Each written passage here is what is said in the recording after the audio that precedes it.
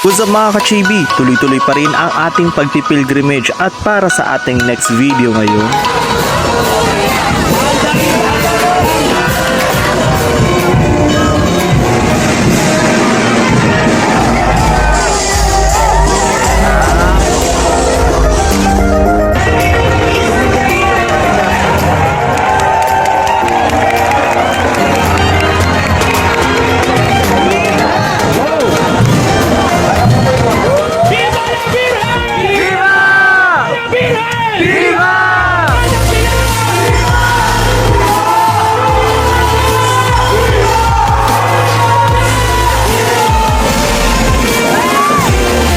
Halina at samahan ninyo ako at welcome to the Pilgrim's Run.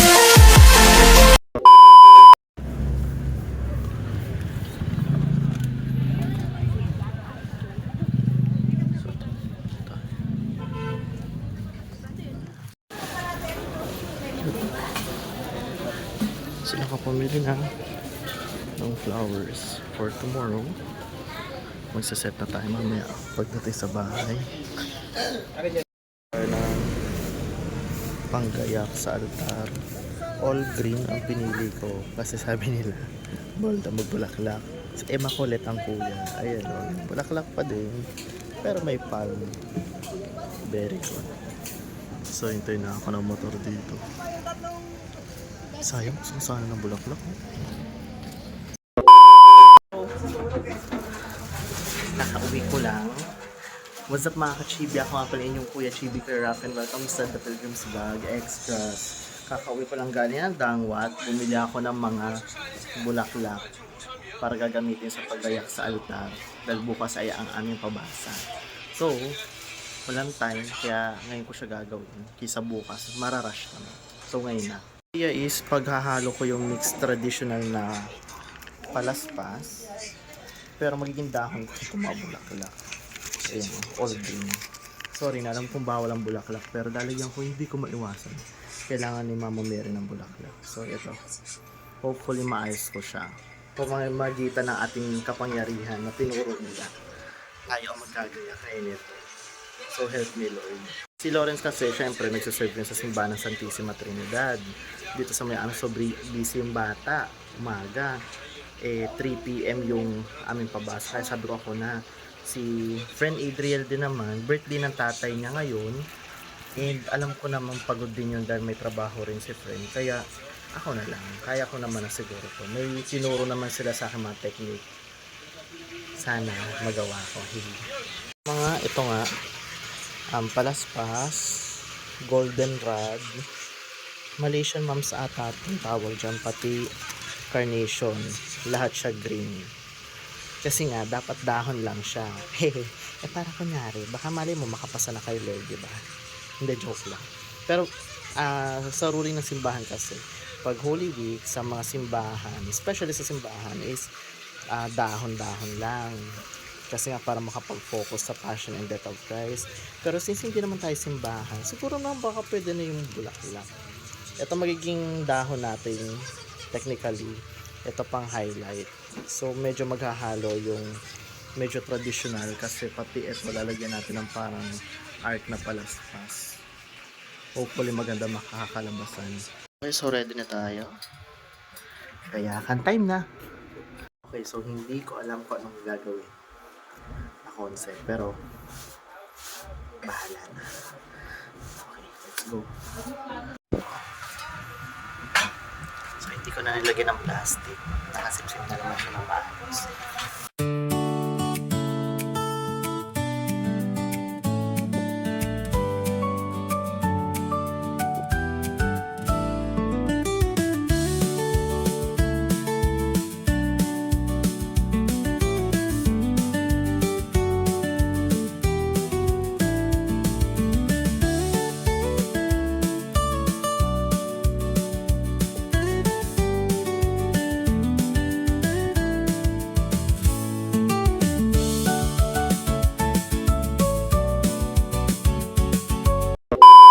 After ilang oras ng pagliligalig, pagpa-brainstorming, hindi ko alam kung anong ginawa ko. Sana mahal pa rin ako ni Lord, pero tama sinabi sa akin ng mga kaibigan ko. Dapat kumuha ko ng dahon. At dapat magdadahon ka talaga kapag kailangan mo ng bulaklak. Ikaso kasi,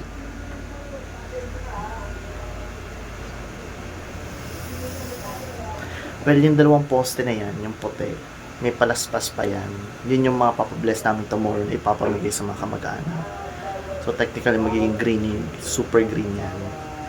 Inattempt ko na gawin yung parang nakita ko sa binangonan na may ganun-ganun. Yun yung mga palaspas na pinutol. Pwede na to? Pwede na. Mairaos na to bukas. So bukas na tayo magkita-kita guys. Magsisimba kami tomorrow ng maaga-maaga. At dala-dala namin ang mga flash. Mga palaspas. Ayan. At binigyan nga pala kami ng barangay namin ng palaspas. Picture pa ni Padre Pio, no? So, diba? Franciscan talaga. Meant talaga ako maging Franciscan. Alam ko yun eh. Ayan.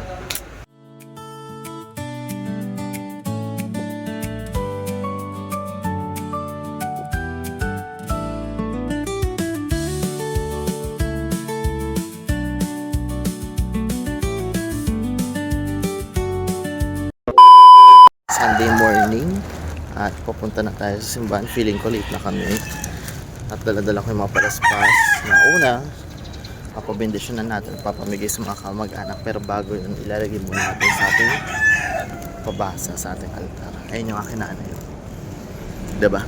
Late. So unti-unti na tayo prepare. Papakita ko sa inyo mamaya kung paano kami magpapasyon. So kita-kits.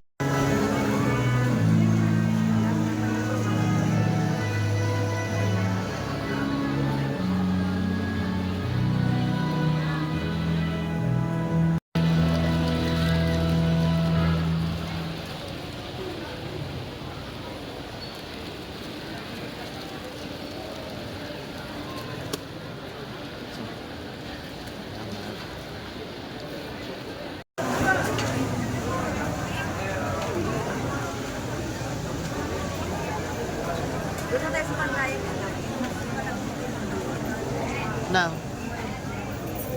kandila ma. So yan, ay kabit na namin yung palaspas. Ay, sinarado ni mama. Pero yan man, yan, dinagdag na namin siya. Na-bless na yan. At sinindahan ko na rin si mother ng kandila. Ito yung mga pasyong mahal namin. Ito medyo wrong copy to eh. Pero itong papagamit ko. Pandagdag na lang to kasi may part dito na naulit. Ayan o.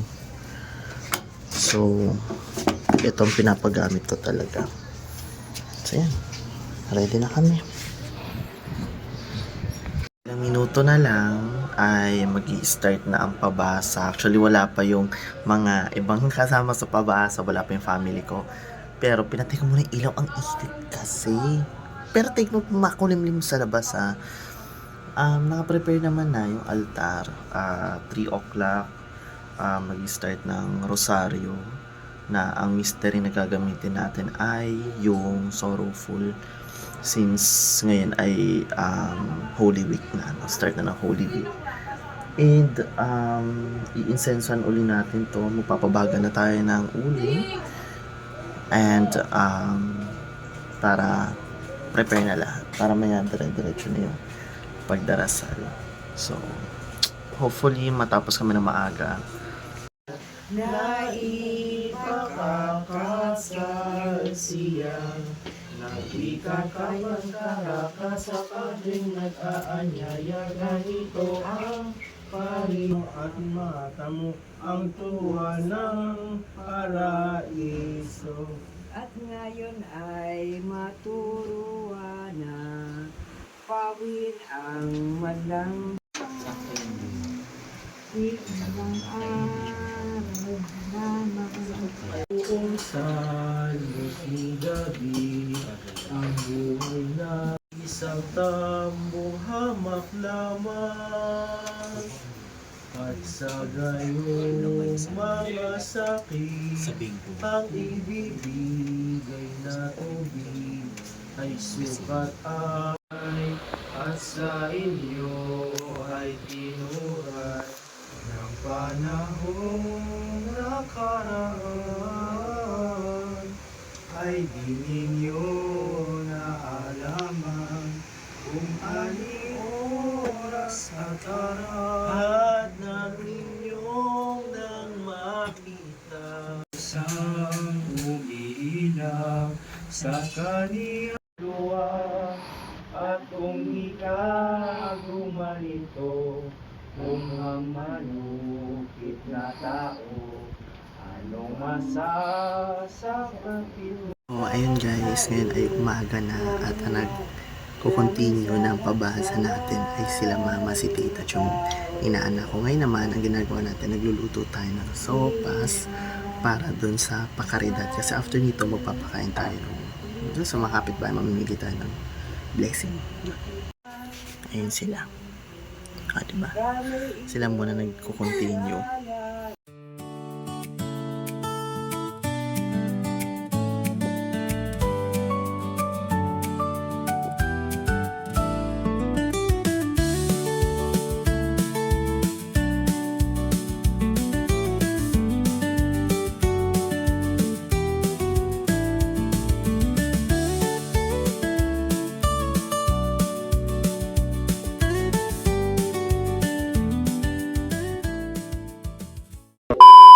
Nakapagluto na tayo ng isang macaroni. Dito ko muna kasi niluluto pa yung second batch. Dito na lang natin ibibigay. Tatapusin lang natin yung pabasa. Then after ng after rosary, mamimigay na tayo ng food.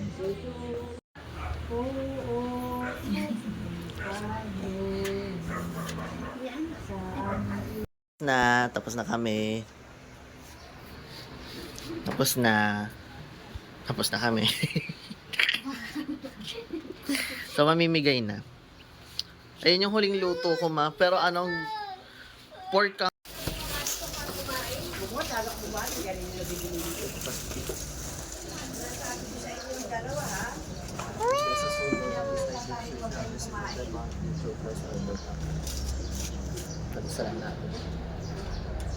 Ay, ang dami.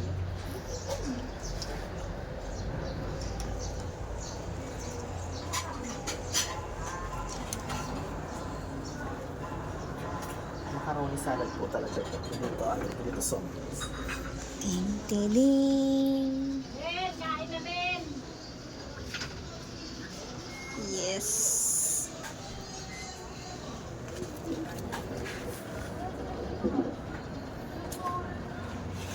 Ayan lang talaga.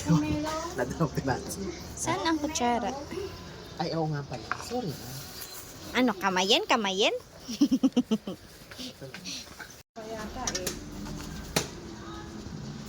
Yung wala pong kutsara, kamay na lang po, ha? Salamat. Tapos na ang misyon.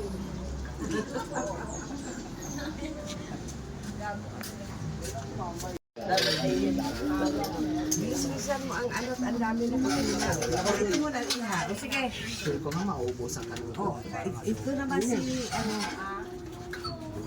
ang dami na kapila dito.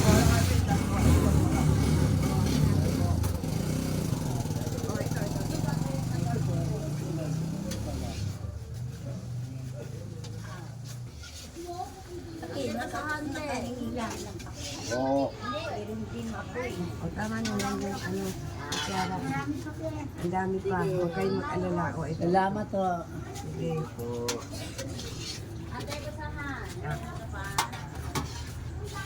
Kaya salang eh. Ito po. Ako po. Mainit po, ha? Halika dito. Ano? Halika. Naku, virus. Charis. O, lagyan mo ng Ito po. Tandaan po ang mainit. O, ito si ano. Ito sila kuya. Si ano, May? Sabihin mo yung pangalan, si ano? Si ano? Si ano, sabihin mo. Nagreklamo po ang isa. Wala na yung lagyan mo ng Ito na, dito. Ito may laman. O, ito iha. May isa ka pa? May kasama ka pa? So, anong pakiramdam din ng ano? Nakapagpabasa ka ng 24 hours? Hindi ka maubusan ng sopas. Ay, sopas po. Ay, ito. Bigyan mo si Kuya. Kaya, mainit ha. Opo. Ikaw taga ko siya. Susubuan ko pa sila. Say Say Thank you very much. Mas masarap tong isa kasi dun sa noon. Feel ko. May prayers kasi tong ising. Tsaka yung isa kasi puro asin yung pinatikim mo sa akin.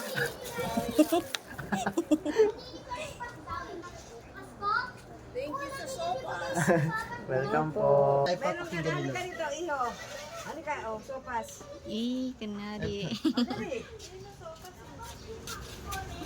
Thank you po. Dahan-dahan, Ikaw, oh. mainit. Thank you po. Bigyan mo ako kasi lang, sabi, ano mo, agad. Thank you.